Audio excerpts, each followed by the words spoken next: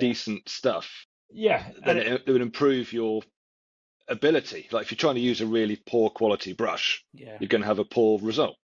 But again, it's also tied to what you like, because if you go and buy the most expensive brush because you think it's going to be good, I mean, I think Windsor and Newton do one that's like 37 quid or something for just the one brush.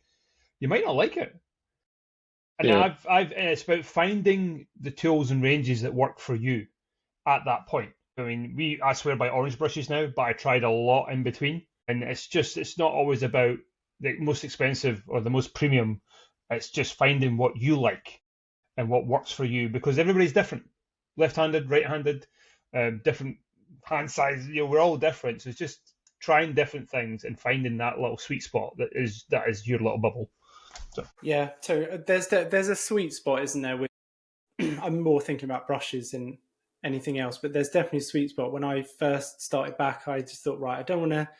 In that mentality, I thought, right, I don't want to go and spend a load of money on a posh brush. So I bought one of those like Amazon sets. You get like 30 brushes for £5, and obviously they were complete garbage, and so it made the painting experience terrible. So it's just wasted money. But then I wasn't going to go out and buy like one of those Winsor & Newton expensive ones. So I kind of went like middle of the range, and then once you get to that entry level point, the brush is better than your skill level. So you can eventually, as you improve. Are the Citadel ones quite beginner friendly then? Because I went straight in with Citadel brushes when I first started. Because it was like, you have to get this brush with this. They're not too bad. Yeah, not too bad.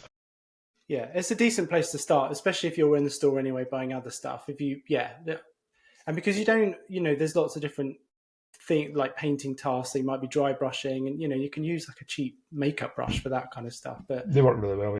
Yeah. So kind of pick and choose where you're going to spend your money. But the Citadel brushes are fine, definitely. Cool.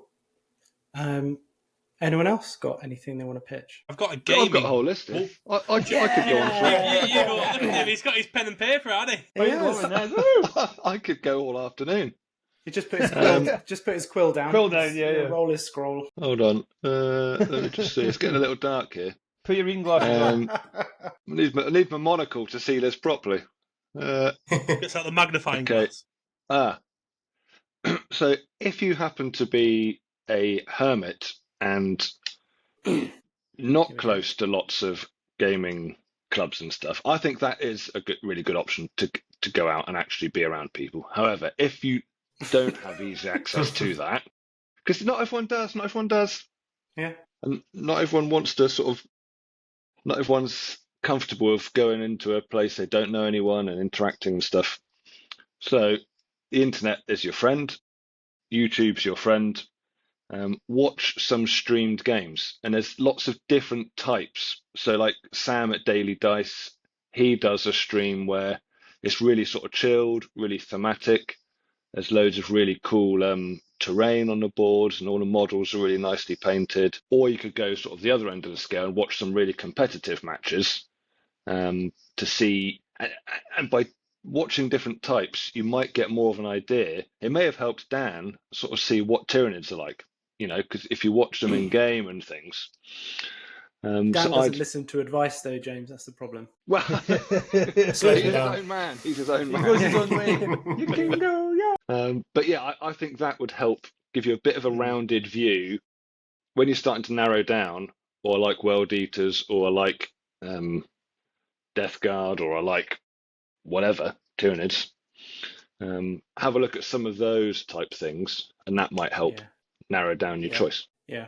That's a really good shout. And sorry to always drag it back to painting, but that works for painting as well, because if you can see all these painting tutorials online for, if you go and find your faction, you think, oh God, that looks way too complicated, or I wouldn't want to do it like that. There's always one. Oh, come on. And it's the tech priest as well. From a tech priest. I've told you, turn him into a server. Yeah. Sorry. Mars is calling. on about your painting tutorial.